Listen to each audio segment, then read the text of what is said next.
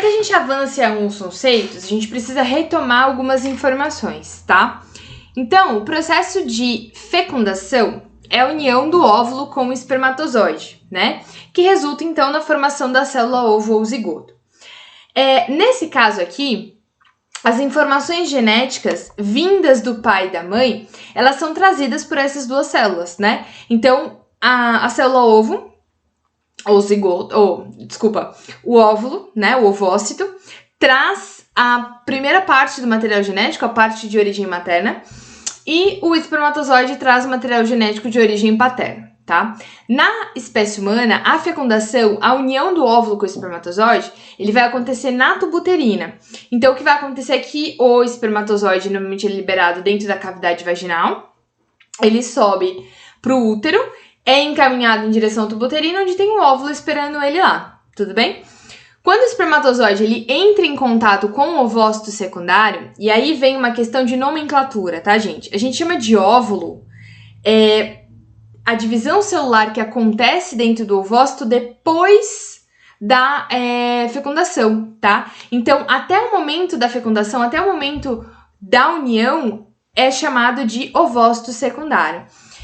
Bom, essas substâncias que estão em volta do ovócito secundário, que é o que a gente chama então de corona radiata, elas disparam do ovócito, né, algumas enzimas que vão dissolver esse acrossoma, que é essa parte inicial aqui do espermatozoide, permitindo que o gameta masculino adentre o gameta feminino, tudo bem?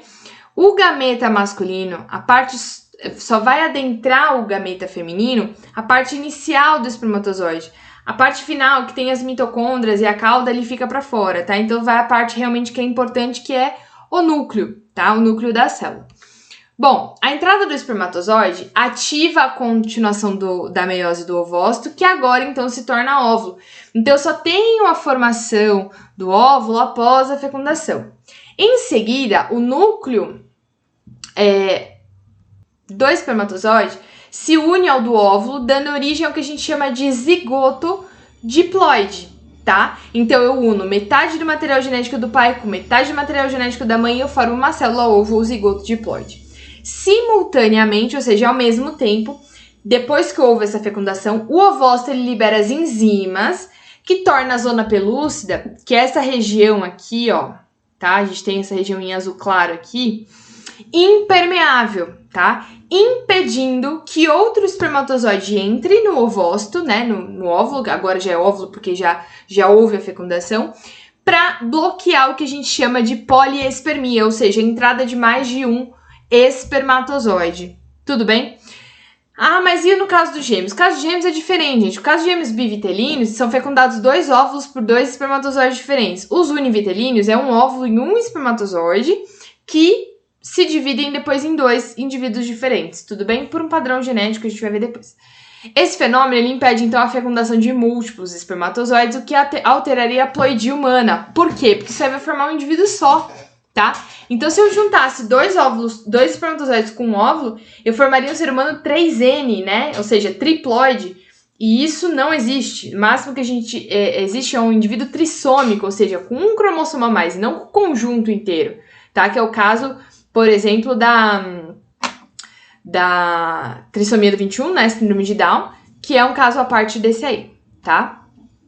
Bom, o início do desenvolvimento embrionário em humanos, ele dura por volta de 9 semanas, tá? Então a gente fala em semanas, né, dá uma confusão com os meses, mas são 2 meses e meio, mais ou menos, tá? E ele é marcado por uma diferenciação celular do embrião e sua implantação no útero, tá? Então de óvulo fecundado, né, ele forma o zigoto, aí o zigoto, 2 células, 4 células, 8 células, a mórula, o blastocisto e a implantação do blastocisto que a gente já tinha visto nas aulas anteriores. Então eu tenho a segmentação, a gastrulação e a organogênese, que é o que a gente vai ver agora. Depois que ele implantou no útero, tá? Ou melhor, entre essa fase de fecundação e implantação no útero. Então, a segmentação são as clivagens, aquelas divisões celulares que a gente já tinha visto em qualquer ovo de qualquer espécie aí que a gente viu anteriormente, tá? Então, o zigoto, ele dá início à divisão celular, né? Então, houve a fecundação. Aí, depois de 3 dias, ele tá nessa fase de mórula, tá? Que é esse conjunto aqui de 16 a 32 células. Essa mórula, então, ela é formada de 16 a 32 blastômeros, né? De 16 a 32 células diferentes. O blastômero eu começo a considerar a partir da primeira divisão. Então, quando o zigoto se divide em 2, ele forma 2 blastômeros, tudo bem? E a partir de, então, essa mórula, que tem esse conjunto de 16 a 32 células, ela dá entrada na cavidade uterina, tudo bem? Por volta do 5º dia, a mórula começa a absorver os líquidos uterinos, ou seja, ela já está aqui dentro do útero, mas ela não está implantada, ela não está grudada no útero. Ela começa a absorver líquido, forma uma cavidade dentro dela, chamada de blastocele, e a partir de então ela não chama mais mórula, ela vai chamar blastocisto, tudo bem? Bom, a presença do líquido na blastocele faz com que haja a separação dos blastômeros em 2 grupos, que a gente chama, que formarão, então, o trofoblasto, que origina as membranas extraembrionárias, que é essa camada de fora aqui, a blastocele, que é a cavidade, tá? E o embrioblasto, que é o que vai formar o embrião. Então, de novo, esse blastocisto, ele tem 2 camadas principais, o trofoblasto, que é a camada de células de fora, e o embrioblasto, que é a camada de células de dentro. O trofoblasto vai dar origem às membranas extraembrionárias, como é o caso da placenta e os outros anexos. E a parte embrionária desses anexos, né, que eu tenho uma parte materna também. No caso da placenta. O embrioblasto vai formar, então, o embrião, tá? No 6º dia, o blastocisto se prende ao endométrio a um evento chamado de nidação ou implantação, tá? Então, depois dessa fase aqui, né, eu tenho 3º dia mórula, aí começa a passar por outras fases, entra no blastocisto e o blastocisto implanta, então, aí por volta do 6º dia, tá? Até esse momento, a mulher não tem como saber que tá grávida, tá, gente? Porque não tem diferença nenhuma, é uma célula que tá dentro do útero, tá? Mas uma célula, né, muito pequena.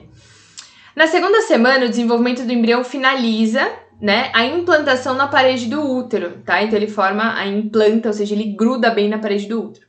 Algumas células do trofoblasto passam a armazenar glicogênio e lipídio para a nutrição do embrião, tá?